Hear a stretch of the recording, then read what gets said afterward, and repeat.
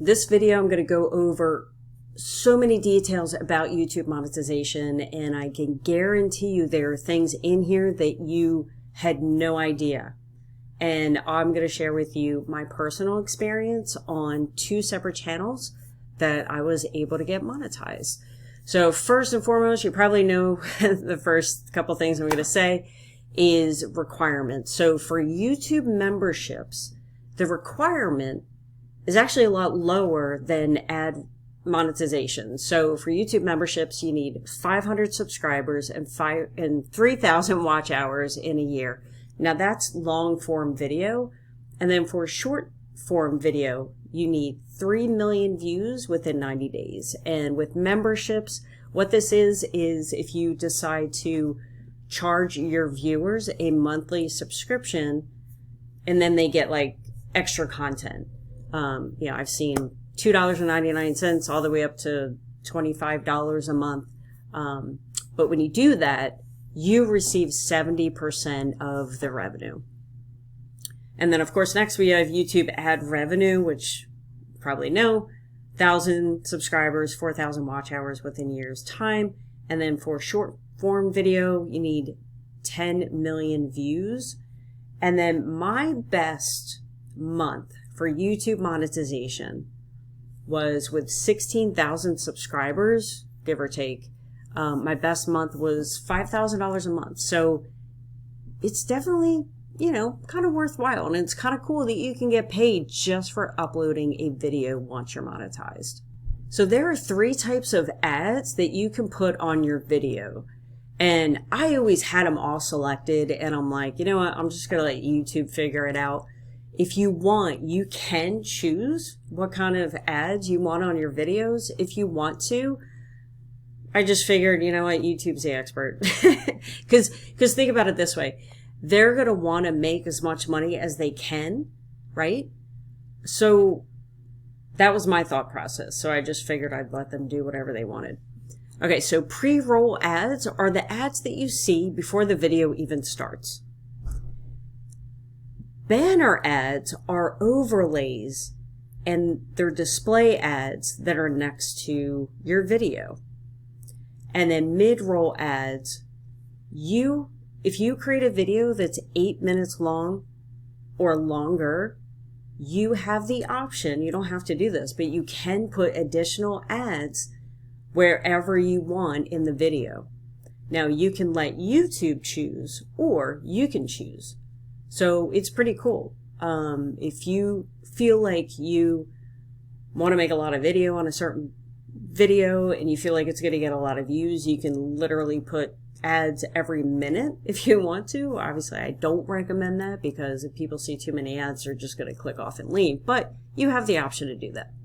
So 3 other ways that you can earn from monetization is number 1, super chats and super stickers, which you have the ability to get during live streams.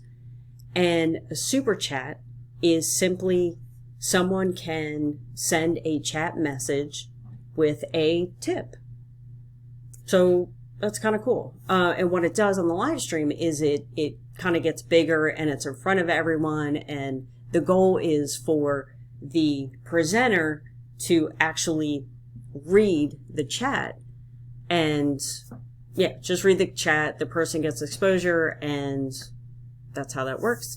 And then super stickers, it's just a sticker with a dollar amount that someone can send you. Now, something similar to that I literally just thought of is after you become monetized, if you're watching a video on YouTube, there is a thanks button. And what that is, when you click on that, you can send the creator a dollar amount. And yeah, it's pretty cool. It's actually somewhat of a newer feature, but yeah, I forgot to add that on here. And then YouTube Premium service is if you upgrade to YouTube Premium, you're paying a monthly fee to YouTube, and in return, you're not seeing ads. Well, believe it or not, you can actually get paid from YouTube Premium, which I think is pretty cool. YouTube actually pays you even though the person's not watching ads because they're paying that premium. So yeah, pretty cool.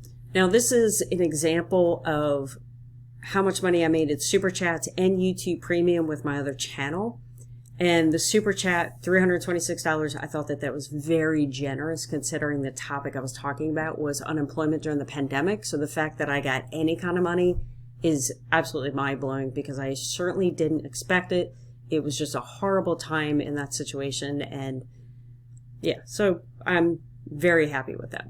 Revenue is based on advertiser spend per 1,000 views, and that's called your CPM rate. So for example, and then that includes your audience location. So what that means is people in certain countries, when they watch your video, the advertisers will pay more than when someone from maybe another country watches your video. So the audience location definitely matters. And then obviously keep in mind with ad revenue, YouTube takes 45% and then the creator earns 55%.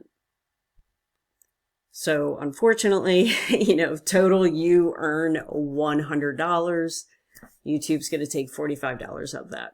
And if you really want to optimize the amount of money that you can make from AdSense, then the niche that you pick matters. So certain niches like finance, tech, and education typically attract higher CPMs because advertisers are willing to pay more to reach those viewers.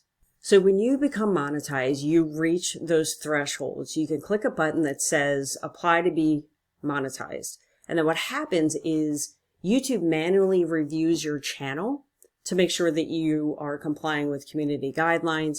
So the approval process can take weeks. In both of my channels, I was able to go through the review process in 2 days, which I was completely shocked about because I've heard horror stories that it could take longer. Back then, if you did take longer than 2 days, typically there was an issue with your channel. But yeah, I mean, I've had good luck. So as long as you follow the procedures and, policies, you should have no problem getting monetized. And I do recommend that you do not curse in your videos simply because there are some advertisers that just won't even put their ads on a video where there's cursing. So your quality, or I should say your content in your video matters. And then, you could create a video like maybe I wanted to get into the true crime actually niche because it's very popular and just crazy stories, right? But I was worried about this right here. Videos with sensitive or controversial content may be flagged as limited content or no ads, which reduces the type of ads shown and in turn the revenue. So I was afraid of that. Now, obviously there are people doing it. So if that's something you want to do, totally give it a try. I was just kind of nervous myself. So, just keep this in mind with your niche. And then as far as, if you are maybe doing reviews of TV shows and you are using clips from ABC or something, just because when I did that, any clip that was over 7 or 8 seconds long, I noticed would be flagged. And so I would, reduce that. And it's cool because if you do get flagged, you can edit the video and edit that clip that might be copyrighted. And then it'll get you past the monetization.